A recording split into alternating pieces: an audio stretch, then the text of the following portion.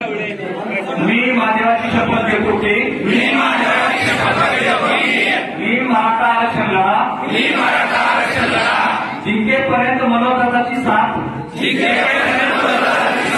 सोडणार नाही व जिंकेपर्यंत लढणार।